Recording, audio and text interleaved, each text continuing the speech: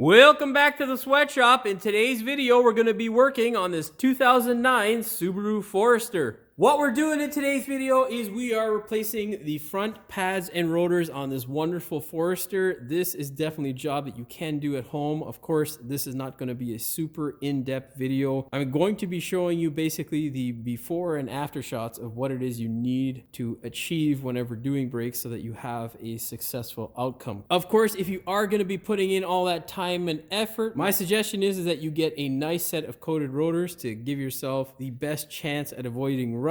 Also get yourself a nice set of pads. These are the ones that I would recommend. As for price point as well as performance, these things actually last quite a while. So far, I haven't had any complaints, but hey, there's many different pad manufacturers out there. As long as you get a good one, you will be good to go. That being said, if you are going to attempt this, don't get underneath your car without employing the use of a jack because, well, you don't want to end up as a pancake underneath your car because that would be stupid. Trying to save money doesn't mean you should lose your life. That being said, do me a big favor, hit the subscribe button as well as the notification bell so you never miss one of my new videos. Okay, let's put this thing up in the air and I'll show you what bad brakes may sound like. Oftentimes when you have bad brakes, you'll know by the types of sounds that come from your wheels. Unfortunately, these sounds aren't very pleasant, and sometimes because of uneven wear or a pad not contacting the rotor surface completely flat or wearing the way it should usually wear, you can sometimes end up with a grinding rather than the wear indicator making its wonderful squealing noise. Now I have the perfect example of what a wear indicator will usually do and what is the normal noise that indicates that you need brakes.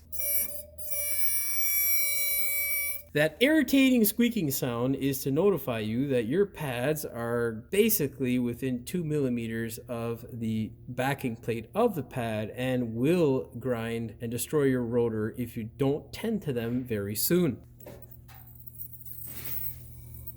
You can still hear it there as we go forward, but it's much more prominent as you go backward with the wheel. Now, that being said, if you're in the rust belt, saving your rotors is one thing, but usually we end up replacing them because we end up getting these rust ridge over here on the rotor, which will cause a number of irritating little sounds and potential issues that you really don't want. The other thing is when you have a pad indicator that is rubbing on the rotor, you obviously have an indication that your pad life is limited and low. When it is low, your braking capability is greatly decreased because the pad material that is left on the brake pad is much more prone to heating up much quicker and staying hotter longer because it can't dissipate the heat, which means that you're much closer to brake fade than you would be with a pad that has a lot more depth. That being said, let's get the show on the road. Get yourself the appropriate socket. In this case, we have a aftermarket wheel lug, which is always, well, pain in the ass. But yeah, if you do have one of these things or one of those stupid wheel locks, make sure you get the thing on all the way. And of course, hammer. Grab a 14 mil, preferably a deep one, and fire off these 14 mil caliper bolts. Yeah, baby. Grab yourself a flat screwdriver and just pry the caliper forward. This does two things: tell you how much you might actually cry, as well as whether your caliper is in decent shape. Because if it doesn't move, you're gonna cry and it's probably not in good shape. Oh, damn it. Looks like I might cry. Yep, that guy's seized. Wonderful. It's when you think it's gonna be an easy job. Yeah, one seized, two seized. Wonderful. And our pads are unevenly worn. Great. I feel like crying now. I'm probably going to go do so in a corner of the shop somewhere. I'll be back. Now go ahead, take that same flat screwdriver and see how much more you might actually cry. What you want to do is wiggle these guys out. Luckily, these ones aren't too bad a shape. Most common problem, especially up here in the rust belt, is these guys like to seize in place because the pad carrier likes to rot, which is fun. Said no one ever. And there's that piece of junk compressor, so I'm going to end this clip. Okay, next step, go ahead, grab a 17 mil flex socket. You're going to hammer out the bottom bolt first, and then you can do the top bolt. There is a specialty tool that they do sell from Snap-on and various other manufacturers for the top bolt because it's kind of awkward. What I use is either a shallow socket with a 3-inch extension either on a ratchet or a gun, or you can use just a open end wrench. That's what I use. Instead of me fucking rambling on, why don't I just show you, right? 17 mil flex socket. That guy seems like it needs to be cleaned up a bit. What I use for the top bolt is this guy here. It is a 17 mil really long ratchet wrench. I used to use a shallow with an extension and just an extendable ratchet, but this honestly works the best. Once you crack it open, switch over to the ratchet end.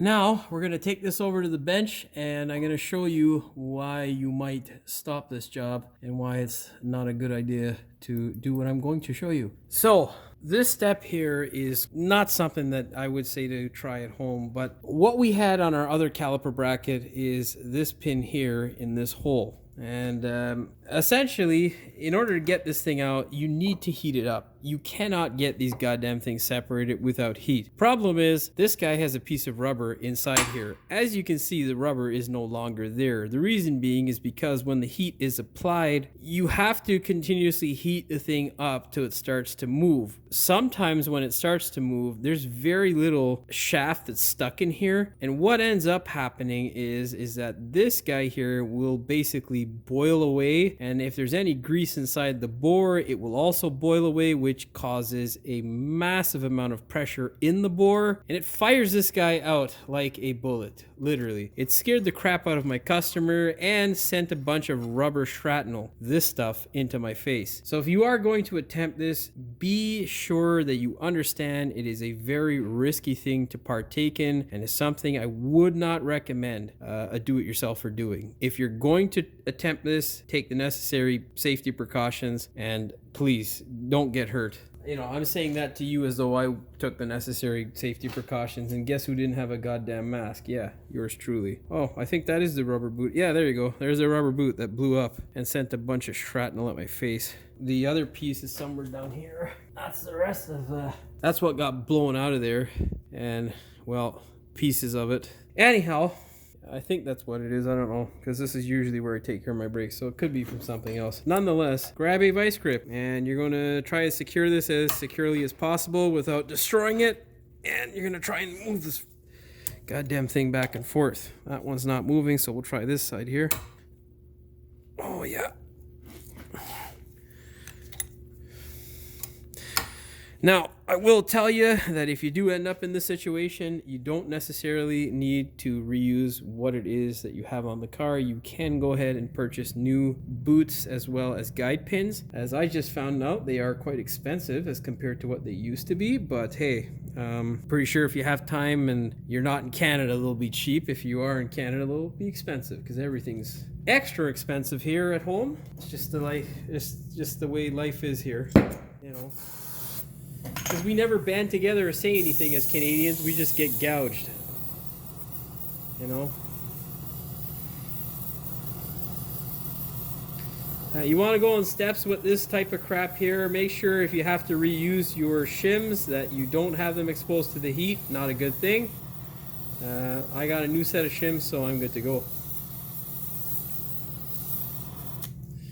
Okay, just enough heat to get it hot to make a bit of a difference. And let's try this again. Make sure you wear eye protection. Yeah, as you can see, it's not very fun to do this. Like, you know, it's not like doing brakes at the dealer, because at the dealership, well, they usually have half the mileage. This thing's got about 350k on it. So yeah, you know, you get these kinds of pleasant things to deal with. I think this guy here is the guide pin with the little rubber attached to it, which is no fun.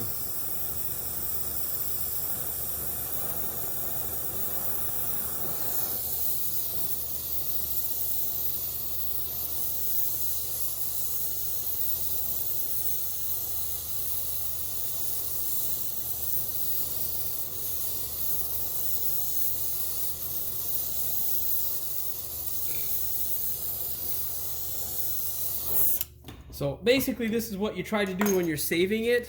I'm not gonna be too concerned now because I have ordered new ones. I was trying to save it originally, but this guy's being a real pain in the dick, so we're gonna fucking destroy it.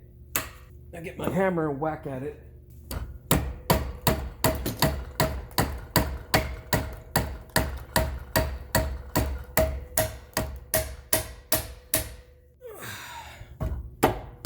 As you can see, my caliper bracket is moving. We obviously don't want that. Make sure you get it nice and tight. Of course, with the rust breaking away, it doesn't help.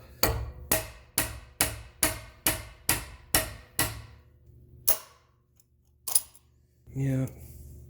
Anyhow, what you want to do is reapply heat, and you want to continue the same process. Be very careful, and eventually it will come out. And then I'll show you how to prep the bracket as well as clean stuff up to receive the new parts. I shall be back. Okay, I literally just got this stupid thing set apart here. It is the one, there we go. See, it's about to blow. Oh God, if you guys had smell-o-vision, you'd be thoroughly disgusted. Anyhow, I'm pretty sure it caught it on camera, but that loud sound is the compression that builds up in here because this guy's blocking out all that air from escaping. That's what makes it extra dangerous. And the hotter you get it, the more it's going to want to blow out of there. And obviously, unless you're using a thermal gun, and of course know the amount of pressure that's in there or how much heat is required to expand the metal to the correct size, nobody knows whether it's going to blow out of there or not. So caution, my friends, caution. Is it worth it? God, no. I'll tell you, it really isn't. At this point, I would have, if I wasn't doing this as a profession, I would definitely not recommend people at home doing this. Well, not only as a profession, but the job itself. I would recommend just buying another caliper bracket because the dangers of this, like it blew out and went across to my paint booth, which is a good 10 feet away. And it impacted the door and left a nice dent in it. So, you know, it's dangerous. Not only the fact that you're inhaling all kinds of carcinogens, Lord only knows what the hell's in this shit, but yeah, long story short, it sucks. Rust belt mechanicking is really shit, and you know, when you got to do this day in, day out, man, like you just get grumpy and pissy like I am. Anyhow, heat up the other side, and yeah. Well, that clip was just to show you exactly what it's like and the dangers to watch out for. And I'm glad I got it there. You could hear that nice whistling sound. So, yeah.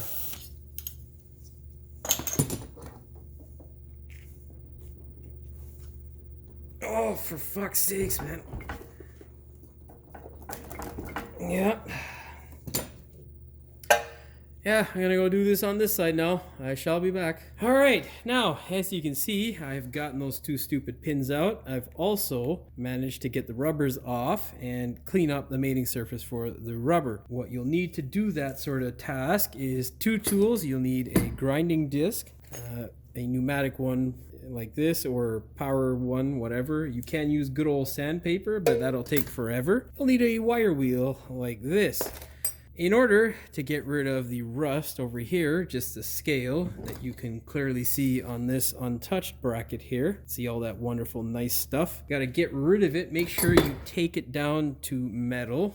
Don't remove material drastically. You're just looking to achieve this sort of pattern here. You want the cross hatch to get rid of all the rust, or the filing action to make a nice cross-hatched section of metal to know that you've got past the rust. Of course, to do that, you'll need a bunch of files like this. Really do a great job. Of course, make sure you take your time. Then, once you get down to this portion, you're going to take that guy there, run it through, make sure you get rid of all the rust and prep it to be painted. We are also going to do ourselves a favor. You're going to get the appropriate drill bit. Make sure it does not remove material. Make sure it's either the same size as the hole or slightly smaller. You're going to rotate it like this in the hole to pull out whatever crap is in there. And then you're going to bathe it in brake clean. I'll show you what kind of crap comes out. You can see there what that hole looks like. It's completely rusted. What we want to do is stick this guy in there.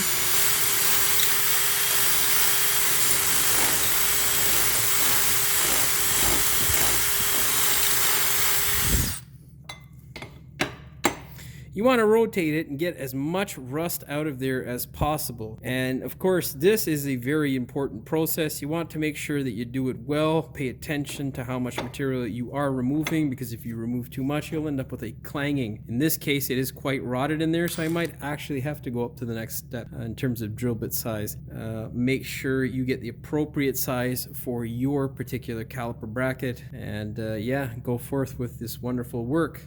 This here has taken me approximately about 15 minutes. If you include the heating and all that stuff, I'd say about 20-25. Yeah, it adds up quick. It takes quite a bit of time to do stuff properly. Of course, you can be like most other people and just put shit together and hope for the best, and when the customer comes back and complains that their brakes didn't last 6 months, you can tell them that we took the easy route when fixing your goddamn car, like most people usually do, and charge people an arm and a leg. Anyhow, the shortcomings of my industry is not here nor there.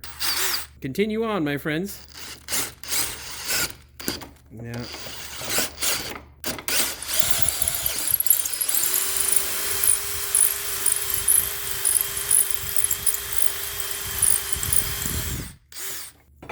Yeah, that looks better. That looks much better. All right, after a good, what usually is half an hour plus of slave labor, otherwise known as tending to your brakes, you should end up with a result like this, where you have basically just metal. Of course, once you get rid of all of the crap with the file and you go through it with a wire wheel, there should be literally no rust left. However, there are places like this that are quite hard to get to. You can see a little bit of brown there. I'm gonna try and knock all that stuff off again, but yeah, if it's not off, not the end of the world. What you do is you get yourself a primer. This here is a zinc well-through primer. It's a good coating that usually holds the rust through for a good 4 or 5 year period. Or you can get rust converter paint, any of that sort of stuff, and spray this thing to slow that rust down. That way you don't have a headache. Obviously, make sure it's nice and clean, then go ahead and spray it. You don't want too much in the hole here. It's just grease that is good for the hole. The paint, anywhere on the bracket that you want rust to not form, is where you want to apply this. I'm gonna go spray this thing. Make sure you put on your ear, eye, and nose protection. You don't really need your ear protection. I'm just used to saying it. At the very least, a mask and eye protection, because, well, no one wants zinc paint in their eyes, right? That'd be bad. Anyhow, of course, once you've applied that wonderful coat of zinc primer, you should end up with a wonderful result like this, where everything is coated nicely and you don't have any bare exposed metal that's going to rust. Of course, it is now time for us to use some of our brake grease and ensure that we have lubricity for our new guide pins. So as you can see, put a little bit of grease in the hole, apply a generous amount to the guide pin here. And don't do the same mistake that I just did. You don't want to get grease in there, maybe just around the top here in order to slide this guy on. But unfortunately, wasn't paying attention and I kind of screwed myself up. Anyhow, these can be a pain in the ass, so take your time. You don't need any specialty tools. You just need a little bit of patience. Slide that guy on. Now take your nice brush and give it a nice thick coating of grease.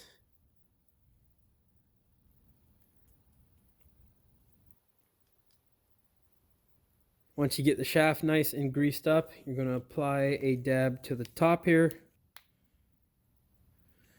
And then you're going to slide this guy over. Before you do that, what I like to do, well, besides not kicking the camera, is you want to grease around the neck of the new guide pin, like so. Make sure you lather it up nice. Get it into the crease where the rubber will meet the guide pin, and then you want to grease around the mating surface where the other end of the guide pin will meet. In case you're wondering, that's the side that goes towards the caliper and this side goes towards the pin. You're going to slide this guy in here like so, and then slide this one over like that. I want to make sure that there's no air to be caught inside there, and there you go. That's how you install it. Pretty easy. Hard part is nice and done, thankfully. So you get the idea. I'm going to go ahead, finish this bracket up, and then I'll meet you back at my bench to show you how to put the clips in, and we shall go from there. With your brand new guide pins in place, you're going to take your brand new hardware and put it into place. Make sure it fits nicely and does not fall off the bracket, because if it does, you're going to have to adjust the little tabs that hold it to the bracket. Then what you're going to do is take the grease that is supplied or a grease that you have and lather up your clip. You want to make sure you put a nice amount on your... We ran out of grease on camera. God damn. You want to make sure you put a nice amount of grease on your clip. Don't be stingy and don't be so generous that it ends up all over your braking system, because that's stupid. I shall be back. Yeah, try not to run out of grease on camera. That's never cool. Take your new grease packet and apply some more grease. Don't judge me. I've run out of grease from my regular clean flow, and I'll have you know, the Bosch stuff actually doesn't stink to high hell like this shit does, so I'm definitely not getting this stuff again. Anyhow, lather this up. Make sure you get it all into the crevices on either side of the clip. Make sure it's nice and lubricated. Make sure there's nothing in this region here, and you will be good to go. Of course, do the same to the other side, and then I'll show you what to do next. With our caliper brackets all done and ready to go back on the car, pull your rotor off. On the Forester, it is quite common to have your rotor or the bolts for your caliper bracket get stuck in place. What you want to do is grab a drill bit and remount the hole. You're not removing material, you're just removing rust. So like the caliper bracket, you want to get something that's a little bit smaller than the hole and big enough to remove material.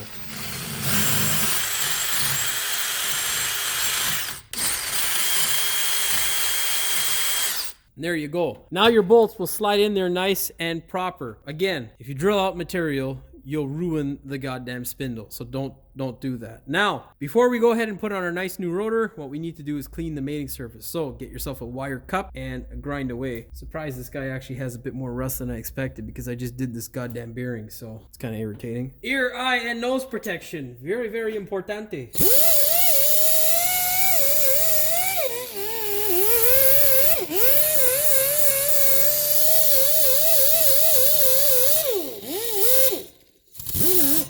This is terrible for this task. Yep.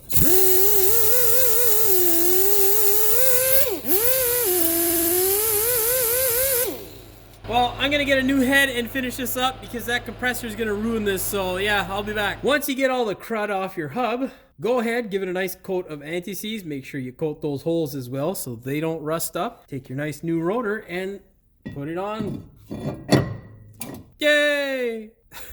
Go ahead, grab your caliper bracket, slide it into place. You're going to try it to hold your rotor in place as well, and then thread these bolts up by hand. Never use power tools to catch the bolt. If you cross thread it, you're going to cry. If yours was dirty, you can go ahead and chase it. In case you're wondering, it is an M12 by 1.25 thread pitch. Make sure you anti-seize the bolt. Lubrication is the key, my friends, to success, because no one likes it dry. Grab your torque wrench, set it to 59 foot-pounds or 80 newton meters, and torque away. All right. Grab your brand new pads. You're going to slide them in at a 45-degree angle, push down and in toward your wonderful brake rotor. Make sure you put the pad with the indicator on the inside. Usually I have it pointing down. If you put it up, not the end of the world. But all right, now let's go ahead and compress our caliper. Go ahead, grab yourself a pair of vice grips like this. It's basically like a giant channel lock. I can't remember what the exact name is. Great for welding and for brake calipers. What you're gonna do is slowly squeeze this guy in. You can do one at a time, but with Subarus, just get two. Makes your life considerably easier. There are tools that do dual piston calipers, but honestly, I find this to be quicker and easier. Sometimes the tool can be a bit cumbersome and they like to hang up. Mind you, I'm talking about stuff from like 20 years ago that I've tried and just didn't like it. So, you know, being an older mechanic, you don't, not prone to buying stuff anymore that I don't really need. Had it been 10 years ago, yeah, shit, I would have bought the tool, you know. We got responsibilities and stuff now, man, you know. I got a family to take care of, so we ain't wasting money on tools. Every month at least, you know. There are select stuff. Now, you want to make sure that they go in nice and easy. If they are hard to go in, most likely you have a bad piston. It is common on the Subarus, especially because a lot of people will nick the boot. Now you can see there the boot looks like it's a little bit expanded. That's probably from residue or grease that was on it before. Not overly concerned. We are going to take our flat screwdriver though and try to remove any air if there is any air in there. What you want to do is gently go in and lift the seal to see if any air comes out. If it doesn't, don't bother it. Just be careful when placing it on the vehicle. Okay, now slide it on. Make sure you don't get these guys hung up on the caliper or the pad at any point. You don't want them to get nicked or cut. Slide it into place. Make sure your pins are in place properly, and then go ahead and get your bolts. Make sure you grease and anti-seize them, thread them up by hand. Go ahead, grab your torque wrench, set it to 20 foot-pounds or 27 Newton meters. Go ahead, grab your wheel, put it into place. Pray to God it's light, because these fucking things are getting heavier and heavier. Oh.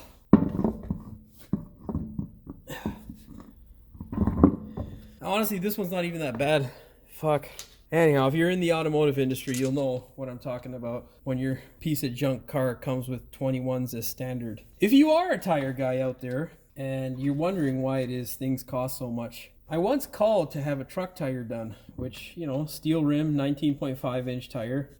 It weighed 120 pounds, and I was told that it would cost me $60 to have it mounted, to have a tire dismounted and mounted, and $60 to have it balanced. And when I asked why it was so expensive, they said the weight. So shortly after that conversation, I had a Land Rover come in, and the Land Rover had a 20-inch tire and rim package, which weighed out to 110 pounds. It's a 10-pound difference. So anyhow, I'm probably gonna cut this and put it right to the fucking bloopers. Nonetheless, we're definitely undercharging to do tires, in my opinion, in the automotive sector. But anyhow, stupid fucking trade. What to do? Not a stupid trade, underpaid trade, overly fucking expensive trade. Fire. It's a thumbs up backwards. Looks right on camera. That's fine. Thumbs up. Yay! Go ahead, grab your torque wrench. If you have the stock wheel and stock lug nuts, you can go ahead and torque it to 74 foot-pounds or 100 Newton meters. I've done the thumbs up. Fuck it, we're done. That's all she wrote for this one. All you gotta do now is the very most important step. Make sure you pump the brakes before you take this thing for a test drive. Make sure the pedal gets hard under your foot. And of course, if it doesn't, make sure you inspect to see what may be going on. If all is well and the pedal gets hard, go ahead, take the thing for a test drive. Make sure it is all good. You don't have any weird squeaks, sounds, or vibrations, and you are good to go. Hopefully you found the video entertaining as well as informative. If you did, please like, share, and subscribe. Don't forget to hit the notification bell so you never miss one of my new videos. And as always, thanks for watching. We'll see you in the next one. I'm recording, and now I got you on video doing that. Sorry. No, I don't have you on video. What we're doing in today's video is we are replacing the front pads and rotors. What I'm going to be doing is a quick kind of video, essentially showing you the gist of stuff, what you should look for, what you should achieve when taking care of your bracket, and the after and before shots so that this thing doesn't turn into it's already turning into a fucking giant size. Fuck! See what I'm saying, dude? After so long, it's been 2 months since I recorded. Now I can't speak fucking English on camera anymore. Fuck. There's that fucking compressor, cocksucker. Goodbye. Love you. With all that blah, blah, blah out of the way, your next step is to go ahead and put this thing up on jack stands. If you're just watching the video, I don't know what the fuck I was gonna say there. I fucked up. God, it gets hard after like a couple months to fucking remember how to do this shit. What was I saying? With all that blah, blah, blah out of the way, that being said, do me a big favor, hit the subscribe button as well as the notification bell so you never miss one of my new videos. Ow, ow, ow, fuck. Words are hard, damn it. Form them in a sentence while looking at a camera is a very difficult thing to do. You think YouTube's easy, boys and girls? No, fucking, it's hard, man. It sucks, all right? You don't make any money and shit. You think anybody wants to see me put on fucking brakes right now? There's only people who need to do brakes. God damn it. Fuck. I really hope that fucking made sense because I'm trying my best to convey it, and you know what? I should probably do it over again. I'm gonna go cry myself to sleep. Oh god, that didn't even make sense, Jimmy. Yeah, he's a good guy. Lincoln, we talk about you now. Let's go into the bloopers, yo. I'm gonna tell him to watch. Yeah, he's a good kid, man. I miss him, man. What was I saying? What I use for the Subaru top bolt is this guy here. It is a 17-inch Opel Bomba de Clat for our new guide pins, as well as our... The fuck am I saying? Make sure you don't mix them up like I did, sadly. Oh, I was gonna say not to do it on that side. I fucked this up royally.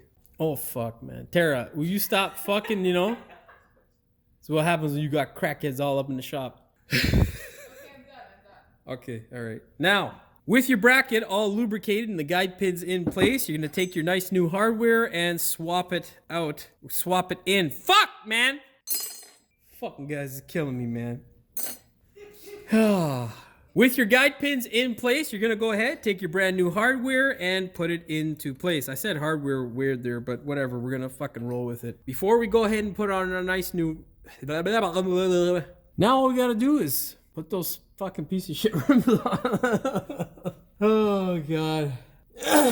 Now all we got... You know what? Fuck it, you're done. I'm gonna end this clip. Bloopers. You know what? I'm not even gonna fucking tell you guys that. I'm gonna cut that bitch out and put it in the fucking bloopers. It doesn't matter. I'm in a lover's quarrel currently. That's also gonna be the fucking bloopers. These guys are giving each other the finger and being silent. It's ridiculous right now. I've never seen that iteration of the middle finger before. That was quite concerning. This motherfucker just blew into his thumb and made that shit pop up like a jack-in-the-box. It was weird. Okay, all right. I know you guys can't see this shit, so I might have to videotape these people and make sure that you guys think that people are actually here, because you might think I'm losing my fucking mind. Anyhow, as much grit